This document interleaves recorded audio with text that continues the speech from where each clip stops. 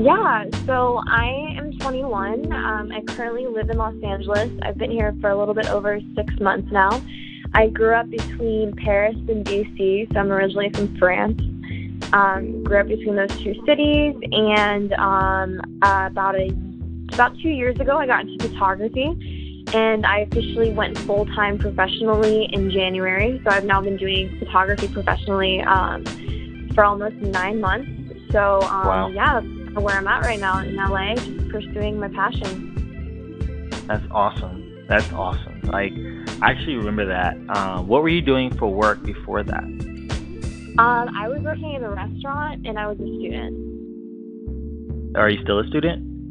No, I actually dropped out due to the lack of funds, and just kind of said, screw everything. Let me just go follow my dreams, and just went full force into photography. That's next level. Like, I love this. This is gonna be so cool. So, Claire, please help us understand where you are. Like the theme for the month, and what we're trying to convey to our audience this month, and through the podcast and through our videos, is that this theme called "Using What's in Your Hand," and we did a little talk about it on our YouTube channel, and also in this channel, about accessing the things that you already have access to make the things happen that you want to make happen. So whatever you want to become, start with the things that you have in your hand.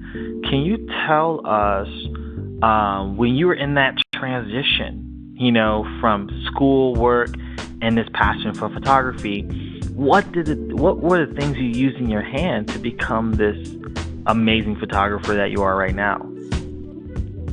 I think predominantly, I honestly, as cliche as it sounds, but I just picked up my camera and started shooting. And I didn't look for any particular guidance. I just said, if I want to get good at this, I need to do it all the time and live it and breathe it. So I just became inspired with a lot of people's work, and I went out when I was in DC, and I would be working all day, and I would just at night go shoot for hours and just try to not necessarily copy other people's work, but gain inspiration and then put my twist on it. So I think really it's just having what you have in front of you and picking it up and saying, this inspires me. Let me take it into my own perspective and show the world how I perceive it.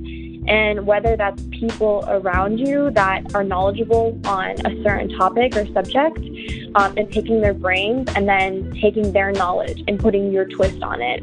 I did that a lot with some really great photographers, just hanging out with a lot of really phenomenally talented photographers, and just picking their brain and really observing how they shot, and then taking in everything I was seeing and then putting my own twist on it.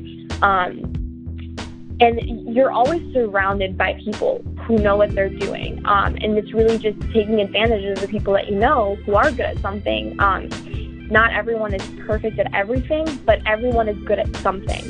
And just really watching them and seeing how they do what they do, and then figuring out how you can do it, but in your own way. And that's pretty much what I did. I just shot all the time, and I just picked people's brains, and I asked them questions, and I just really observed what everyone was doing. That's powerful.